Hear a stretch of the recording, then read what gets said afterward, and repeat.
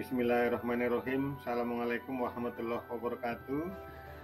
Gimana kabarnya teman-teman? Semoga selalu sehat ya, tetap semangat dan mendapat manfaat ya di pertemuan-pertemuan di ruang Bambang WI, ruang belajar kita semua. Teman-teman sekalian, seperti kita ketahui sekarang sedang terjadi ya di belahan bumi utara peperangan atau perseteruan senjata ya, konflik senjata antara Rusia dengan Ukraina, teman sekalian ya. Semoga perselisihan, persengketaan atau permusuhan kedua negara segera berakhir ya, sehingga tidak membawa korban yang banyak. Dan dari 5 kota lainnya, ratusan ribu orang di Mariupol menghadapi situasi kemanusiaan yang semakin mengerikan dan putus asa, kata Palang Merah Internasional. Sementara sekitar 2 juta warga Ukraina telah mengungsi ke negara tetangga. Teman-teman sekalian, saya tidak akan mengajak teman-teman sekalian untuk menyimak ya kekuatan kedua negara atau peperangan kedua negara, tidak pula mengajak teman sekalian untuk menyimak kekuatan nuklirnya ya, berapa jumlah tentara, tank, pesawat, dan rudalnya. Kita tidak akan bahas itu teman-teman sekalian, tapi kita akan coba simak ya situasi kependudukan di Ukraina dan Rusia. Sebelumnya saya ingin ucapkan selamat datang ya kepada teman-teman sekalian yang telah hadir setia menonton pembahasan di ruang Bambang WI ya, dan terima kasih pula kepada teman-teman sekalian yang mensubscribe ruang Bambang WI ini, ruang belajar kita bersama ini, sehingga dengan subscribe dari teman-teman akan menambah semangat dan menambah semangat ya untuk pembahasan program Bangga Kencana dan membahas hal-hal keren lainnya ya teman sekalian ya. Kita awali pertemuan ini teman sekalian pada melihat jumlah penduduk Rusia dan Ukraina teman sekalian ya. Di daftar jumlah penduduk yang dipublikasikan terakhir ya di Wikipedia dan sebagainya, di berbagai sumber, Rusia sekarang jumlah penduduknya kurang lebih 145 juta jiwa teman sekalian ya, sedangkan Ukraina 41 juta atau mungkin ini sekitar sepertiga dari penduduk Rusia. Walaupun dari sisi luas wilayah Rusia menang banyak teman sekalian ya, karena hampir 17 juta ya kilometer persegi itu adalah wilayah Rusia, 1/8 dari permukaan muka bumi ya teman sekalian ya. Luar biasa itu jumlah penduduk Rusia teman sekalian. Kemudian kita lihat dari jumlah penduduk itu, kita akan lihat ranking penduduk Rusia itu menempati ranking 9 ya, urutan ke-9. Ketika masih Uni Soviet dulu, mereka masuk 5 besar karena Ukraina, Belarusia dan sebagainya masuk di dalamnya. Sedangkan sekarang teman sekalian, untuk Ukraina itu menduduki ranking 43 ya di daftar negara penduduk terbanyak ya, karena itu adalah ranking. Sedangkan Indonesia sendiri teman-teman itu masuk di urutan 5 besar ya teman sekalian. Inilah urutan 5 besar penduduk terbanyak di dunia teman sekalian. Urutan pertama masih ditempati oleh Tiongkok atau Cina ya, dengan 1,45 miliar. Kemudian urutan kedua adalah India dengan jumlah penduduk 1,4 miliar. Yang ketiga Amerika Serikat ya, 334 juta. Sedangkan Indonesia itu masuk ya menjadi nomor 4 ya, penduduk terbanyak dengan 277 juta jiwa ya.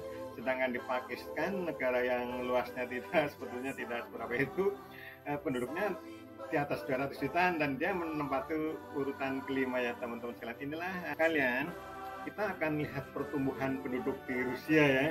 Kalau di Rusia itu pertumbuhan ya, baik Rusia maupun Ukraina itu pertumbuhan penduduknya minus teman sekalian ya.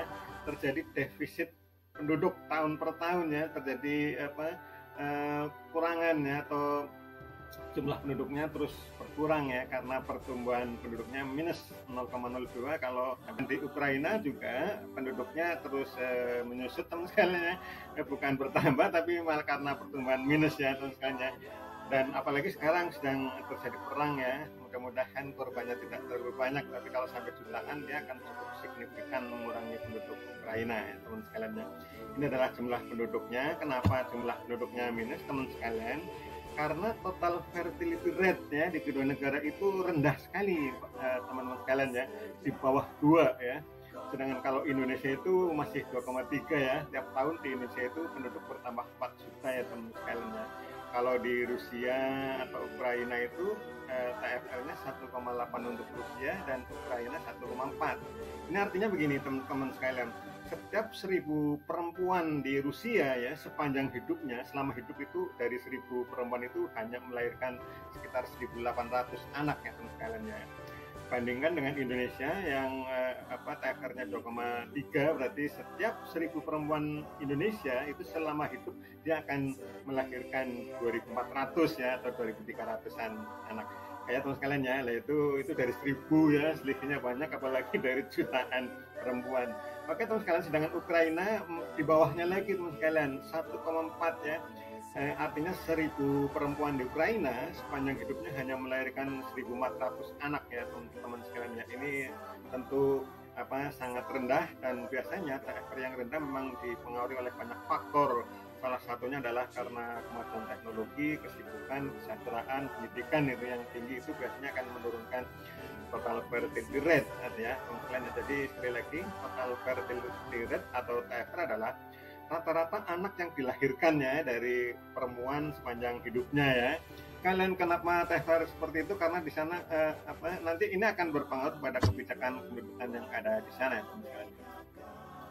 Nah teman-teman sekalian, untuk usia harapan hidup teman-teman sekalian itu, usia harapan hidup di Rusia itu 60 tahun untuk laki-laki dan 73 tahun untuk perempuan ya, dan di Ukraina juga rata-rata atau harapan hidup sejak lahir ya.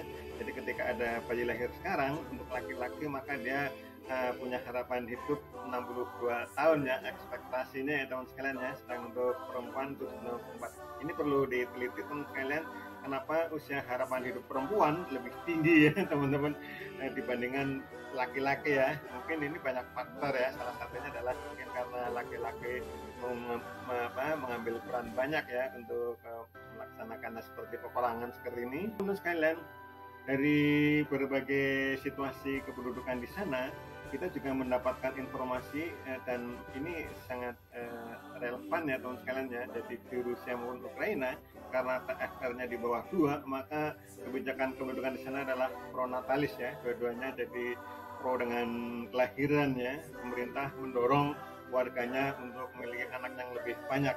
Oleh karena itu teman-teman sekalian, di Rusia dan Ukraina itu ada insentif ya bagi keluarga yang punya anak ya. Bahkan untuk siapa yang keluarga yang melahirkan atau lahir di hari Rusia itu semacam hari kemerdekaan Rusia tanggal 12 Juni itu akan mendapatkan banyak fasilitas, ada mobil dan sebagainya.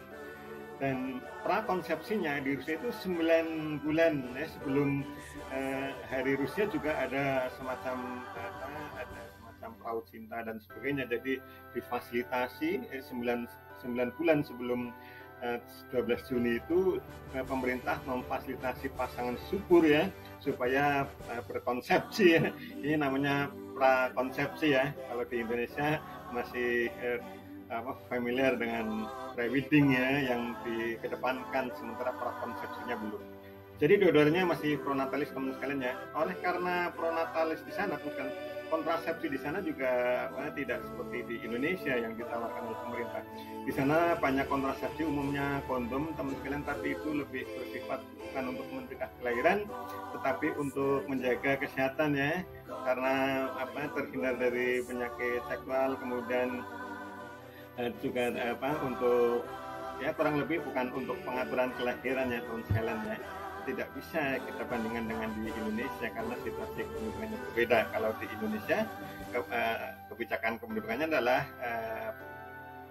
pro dengan pengaturan kelahiran ya teman-teman sekalian ya, ada pengaturan atau family planning yang kuat sehingga ada penyuluh KB dan kader KB di berbagai tingkatan. Demikian teman-teman sekalian ya, informasi singkat tentang situasi kependudukan di kedua negara teman sekalian ya. Kedua negara yang sekarang sedang bertikai antara Rusia dengan Ukraina maksud saya, dan kita tidak membahas tentang peperangannya, kita membahas tentang situasi kependudukan, kira-kira apa yang bisa kita adopsi untuk kepentingan kita bersama teman sekalian. Saya ucapkan terima kasih luar biasa telah bergabung di Ruang Bambang WI. Assalamualaikum warahmatullahi wabarakatuh.